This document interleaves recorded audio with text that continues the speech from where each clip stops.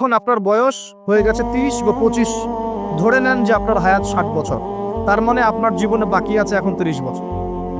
এই যে 30 বছর আপনি নষ্ট করেছেন বা চলে গেছে, চোখ বন্ধ করে চিন্তা করবেন এই 30 বছরে কত ওয়াক্ত নামাজ পড়েছেন, কতদিন রোজা রেখেছেন, এই 30 বছরে 30টা আয়াত আপনি পড়েছেন কি না, এই 30 বছরে 30টা সূরা আপনি শিখেছেন কি না, 30 বছরে আপনি 30টা ইসলামিক বই পড়েছেন কিনা, আপনি নবীর 30টা হাদিস পড়েছেন কিনা, 30 দিন জামাতের সাথে নামাজ পড়েছেন কিনা, 30 দিন দিনের দাওয়াত দিয়েছেন কিনা, 30টা দিন দান সদকা করেছেন কিনা। আমি খুব বেসিক কথা বলছি, আমি বলিনি আপনি 30 দিন 30টা যুদ্ধ করেছেন কিনা, এই কথা বলিনি। আমি আপনাকে বেসিক কথা বলছি, একদম বেসিক প্রাইমারি কথা। আপনি 30 দিন নামাজ পড়েছেন কিনা, 30টা রোজা ঠিক মতো রাখছেন কিনা, আপনি কি 30 বার মেয়েকে দেখে চোখ নামাতে পেরেছেন কিনা, আপনি কি 30টা সূরা শিখেছেন কিনা, 30 বার আপনি কি রাসূলের জীবনী পড়েছেন কিনা, তার হাদিস পড়েছেন কিনা, আপনি কি নবী সাল্লাল্লাহু আলাইহি ওয়াসাল্লামের স্ত্রীদের নাম জানেন কিনা, তার জীবনী জানেন কিনা, আকীদা কি জিনিস আপনি জানেন কিনা, 30টা মাসলা মাসাইল আপনি বোঝেন কিনা। আপনি চিন্তা করবেন আজকে, এই একটা চিন্তা আপনার জীবনটাকে বদলে ফেলবে ইনশাআল্লাহ। এই একটা চিন্তাই যথেষ্ট আপনার জীবনকে বদলে ফেলার জন্যে। এই চিন্তাটা আরেকভাবে করবেন, এটা ভাবার পরে আপনি চোখটা খুলবেন, চোখটা খুলে সাদা কাগজ নিয়ে বসবেন, উঠে বসবেন, বসে আপনি লিখবেন। এই যুবক ভাই শোনেন, বসে আপনি লিখবেন। কি লিখবেন? আপনি লিখবেন এই 30 বছরে আপনি কতগুলো গুনাহ করেছেন, মনে পড়ে কি কি। হয়তোবা, আমি দোয়া করি যেন এমনটা না হয়, তবে হয়তোবা আপনি খুঁজে পাবেন এই 30 বছরে আপনি বেনামাজি ছিলেন। হয়তোবা দাঁড়ান 2, আপনি হয়তো দেখবেন আপনি অনেক দিন রমজানের রোজা রাখেন নাই। আপনি দেখবেন হয়তো আপনি দান সদকা তো করেন নাই, রিকশাওয়ালাকে থাপ্পড়ও দিয়েছেন। আপনি হয়তো দেখবেন যে হলে সিট বুকিং এর জন্য হকি স্টিক নিয়ে মারামারি করেছেন। আপনি হয়তো দেখবেন যে 30 বছরে 30টা মেয়ের সাথে সম্পর্ক করা শেষ। আপনি হয়তো দেখবেন যে আপনি অলরেডি পতিতালয়ে ভিজিট করে চলে আসছেন।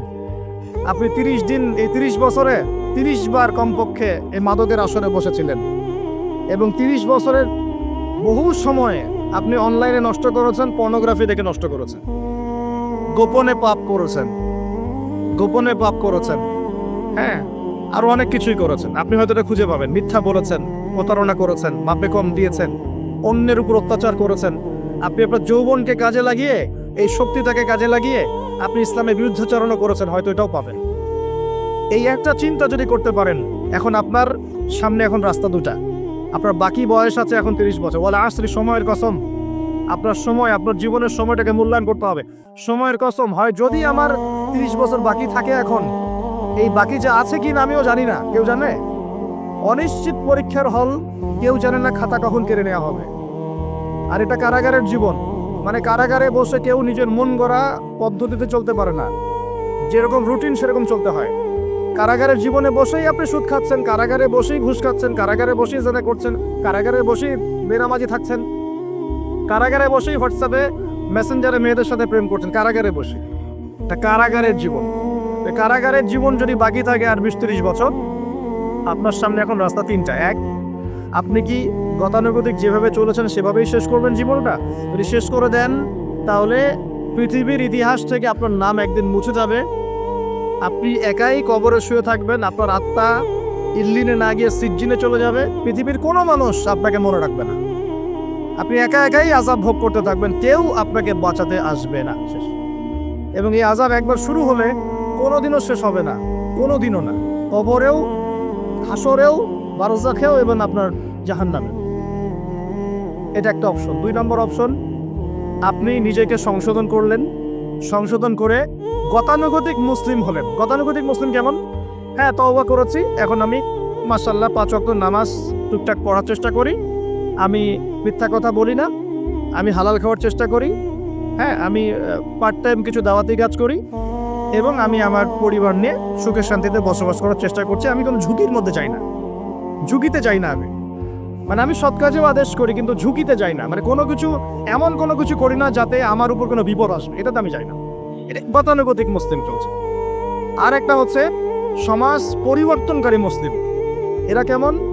এরা নিজেরা তো জ্ঞান অর্জন করেই এবং জ্ঞান অনুযায়ী আমলও করে, তারা সৎ কাজে আদেশও করে, একই সাথে অসৎ কাজে নিষেধও করে, সত্যটাকে নির্ভীকতার সাথে, সাহসিকতার সাথে, হিকমার সাথে সবার সামনে উপস্থাপন করে, আল্লাহর কাছে দোয়া করে এবং সমাজটাকে পরিবর্তন করে ফেলার চেষ্টা করে।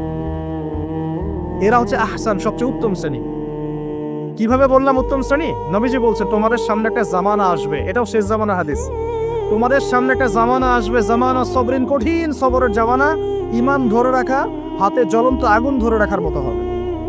ওই সময় যদি তোমরা কেউ আমার সুন্নতের উপর অটল থাকতে পারো, আমার মৃত সুন্নতকে আবার জীবিত করতে পারো, তাহলে 50 জন শহীদ সাহাবীর নেকি পাবে ইনশাআল্লাহ।